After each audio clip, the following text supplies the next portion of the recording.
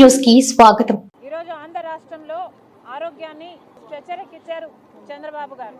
ఆరోగ్యశ్రీ పథకం పేదవాడి ఆరోగ్యానికి భరోసా కలిగించే పథకం. అలాంటి ఆరోగ్యశ్రీని అంటే పేదవాడికి వైద్యం ఇచ్చే ఆరోగ్యశ్రీని చంద్రబాబు గారు స్ట్రెచర్ ఎక్కించారు. మెల్లగా ఆరోగ్యశ్రీని మొత్తానికే మూసేయడానికి, ఆరోగ్యశ్రీని కోమాలకు పంపించడానికి ప్రయత్నం చేస్తున్నట్టుగా కూటమి సర్కార్ చర్యలు కనిపిస్తున్నాయి. ఇది ఎక్కడి అన్యాయం అని అడుగుతున్నాం. నిజానికి రాజశేఖర్ రెడ్డి గారికి అంత మంచి పేరు వచ్చింది అంటే దానికి కారణం ఆరోగ్యశ్రీ లాంటి పథకాలు. మనసున్న నాయకునిగా రాజశేఖర్ రెడ్డి గారు నిరూపించుకున్నారు అంటే దానికి కారణం పేద ప్రజల పట్ల ఆయనకున్న ప్రేమ. డాక్టర్ గా, ఒక రాజకీయ నాయకుడిగా పాదయాత్ర చేసిన అప్పటి కాంగ్రెస్ పార్టీ రాష్ట్ర అధ్యక్షుడిగా రాజశేఖర్ రెడ్డి గారు పేదవాడికి ఆరోగ్యం విషయంలో భరోసా కలిగించాలి అన్న విషయం గమనించి రాజశేఖర్ రెడ్డి గారు ఆరోగ్యం కోసం, వైద్యం కోసం పేదవాడు ఆస్తులు అమ్ముకోకూడదు, అప్పులు పాలు కాకూడదు, పేదవాడికి కూడా మంచి వైద్యం అందాలి, ప్రైవేట్ ఆసుపత్రుల్లో, కార్పొరేట్ ఆసుపత్రులలో బెస్ట్ వైద్యం పేదవాడికి కూడా అందుబాటులో ఉండాలి అని తెచ్చిందే ఆరోగ్యశ్రీ పథకం. రాజశేఖర్ రెడ్డి గారి గుండెల్లో నుంచి పుట్టిన పథకం ఆరోగ్యశ్రీ పథకం. ఎంతమంది లక్షల మంది, కోట్ల మంది ఆరోగ్యశ్రీ పథకం ద్వారా లబ్ధి పొందిన వాళ్ళు ఉన్నారు.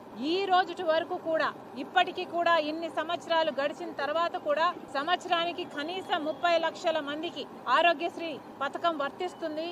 ఆరోగ్యశ్రీ వాళ్ళ ఆరోగ్యాన్ని, వాళ్ళ కుటుంబాన్ని నిలబెడుతుంది, పునర్జన్మనిస్తుంది. అలాంటి పథకం ఈ ఆరోగ్యశ్రీ పథకం. కానీ కూటమి సర్కార్ వైఖరి చూస్తుంటే ఆరోగ్యశ్రీని బతికి ఉంచే ఉద్దేశం లేదు అన్నట్టుగా కనిపిస్తుంది. ఎందుకు అని అడుగుతున్నాం. నిన్న ప్రైవేట్ ఆసుపత్రులకు చెందిన మేనేజ్మెంట్లందరూ ఆరోగ్యశ్రీ బిల్లులు, బకాయిలు చెల్లించకపోతే వాళ్ళందరూ గత 14 రోజులుగా అసలు ఆరోగ్యశ్రీ కేసులను తీసుకోవడమే మానేశారు. అంటే గత 14 రోజులుగా పేదవాడు ఒక ఆసుపత్రికి వెళ్లి నాకు వైద్యం చేయండి అంటే లేదు, ఆరోగ్యశ్రీ వర్తించటం లేదు, ప్రభుత్వం బకాయిలు చెల్లించటం లేదు అని వాళ్ళని వెనక్కి పంపిస్తున్నారు. మరి వారి పరిస్థితి అంతా ఏమిటి? చంద్రబాబు గారు సమాధానం చెప్పాలి.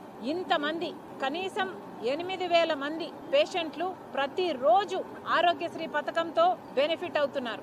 8,000 మంది. 8,000 మంది మీద ఇంత ట్రీట్మెంట్లు, ఈ సర్జరీలు ఇవేమున్నా కూడా ఆరోగ్యశ్రీనే భరిస్తుంటే, అలాంటిది ఆరోగ్యశ్రీని తీసివేస్తే వాళ్ళంతా ఎక్కడికి వెళ్ళాలి? మళ్ళీ కనీసము ప్రభుత్వ ఆసుపత్రులకు వెళ్దాము అంటే అక్కడ కనీసం కావాల్సిన ఆరోగ్యశ్రీ బెడ్లు కూడా ఉండడం లేదు. మరి వీళ్ళందరూ కార్పొరేట్ ఆసుపత్రుల్లో వైద్యం కావాలి, మంచి వైద్యం కావాలి అనుకుంటున్న పేద ప్రజలందరూ మళ్ళీ ఆస్తులైనా అమ్ముకోవాలి, లేదా అప్పుల పాలైనా కావాలి, లేదా వైద్యం చేయించుకోకుండా అలాగే బ్రతకాలి, లేదా చచ్చిపోవాలి. ఇదేనా చంద్రబాబు గారు రాష్ట్ర ప్రజలకు చెప్తున్నది? మిమ్మల్ని నమ్మి ఓట్లేస్తే మరి చంద్రబాబు గారు ఈ రోజు కనీసం ఆరోగ్య విషయంలో కూడా భద్రత కలిగించడం లేదు అంటే ఇక చంద్రబాబు గారు ముఖ్యమంత్రి పదవిలో ఎందుకున్నారో చంద్రబాబు గారికే తెలియాలి. మళ్ళీ చెప్తున్నాం, నిన్న ప్రైవేట్ హాస్పిటల్ అన్ని ఆరోగ్యశ్రీకి సంబంధించిన హాస్పిటళ్లు వాళ్ళు చెప్పిన విషయాలు కనీసం ప్రతి నెల 350 నుంచి 400 కోట్ల రూపాయల వరకు ప్రతి నెల ఆరోగ్యశ్రీ బిల్లులు వస్తున్నాయి.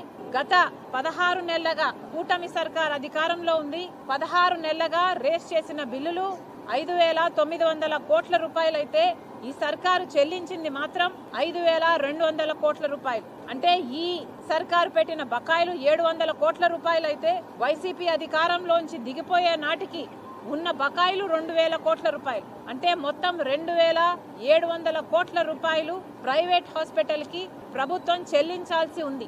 వాళ్ళు పాపం ఏం చేస్తారు? వాళ్ళకైనా కూడా హాస్పిటల్ నడుపుకోవాలి అంటే వాళ్ళకైనా ఖర్చు అవుతుంది. మరి ఇంతింత బకాయిలు హాస్పిటళ్లకు పెడితే ఆ హాస్పిటల్ అయినా ఎలా ఫంక్షనింగ్ అవుతాయో చంద్రబాబు గారు సమాధానం చెప్పాలి. వాళ్ళైనా ఒక హాస్పిటల్ నడపాలి అంటే వాళ్ళైనా ఎక్కడి నుంచో డబ్బులు తీసుకొచ్చి ఇన్వెస్ట్ చేసిన వాళ్ళే, అంటే వాళ్ళకు వడ్డీలు కూడా పడుతుంటాయి. మరి వీటన్నిటిని కవర్ చేయకపోతే, బిల్లులు మీరు సక్రమంగా చెల్లించకపోతే ఆ హాస్పిటల్ అన్ని ఎలా సర్వైవ్ అవ్వాలో చంద్రబాబు గారు సమాధానం చెప్పాలి. మళ్ళీ చెప్తున్నాం, 2,700 కోట్ల రూపాయలు బకాయిలు ఉన్నాయి. చంద్రబాబు గారు, కూటమి సర్కార్ తప్పించుకునే ప్రయత్నం చేస్తుంది. 2,000 కోట్ల రూపాయలు వైసీపీ బకాయిలే అని చెప్పి వాళ్ళ మీద తోసే ప్రయత్నం చేస్తుంది. సరే, వాళ్ళ బుద్ధిహీనత. ఆరోగ్యశ్రీ రాజశేఖర రెడ్డి గారి పథకమైనా వాళ్ళు బకాయిలు పెట్టిపోయారు. మరి బకాయిలు పెట్టిపోయి ప్రజలు మీకు అధికారం ఇస్తే మరి మీ బుద్ధి ఎక్కడికి పోయింది? ప్రభుత్వంలో ఉన్నప్పుడు ఆ పాత బకాయిలు తీర్చాల్సిన బాధ్యత మీది కాదా? ఆరోగ్యశ్రీ అయినా ప్రజల ఆరోగ్యమైనా మీకు ముఖ్యం కాదా? కాంగ్రెస్ పార్టీ ప్రశ్నిస్తుంది. చంద్రబాబు గారు సమాధానం చెప్పాలి. వాళ్ళు డిమాండ్ చేసినట్టుగా 2,700 కోట్ల రూపాయలు బకాయిలున్నాయి.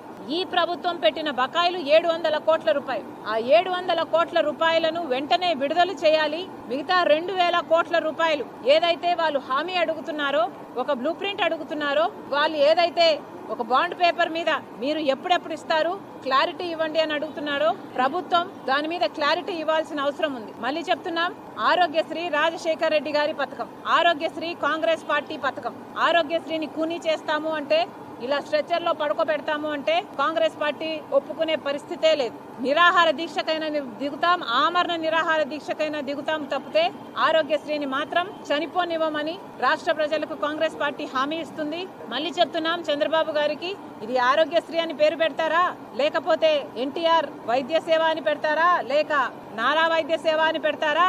మీరు పేరు ఏది పెట్టుకున్నా మాకు అబ్జెక్షన్ లేదు, కానీ ఆరోగ్యశ్రీ మాత్రం నడవాలి. ఇదే ఆరోగ్యశ్రీ రాజశేఖర్ రెడ్డి గారిని దేవుణ్ణి చేసింది.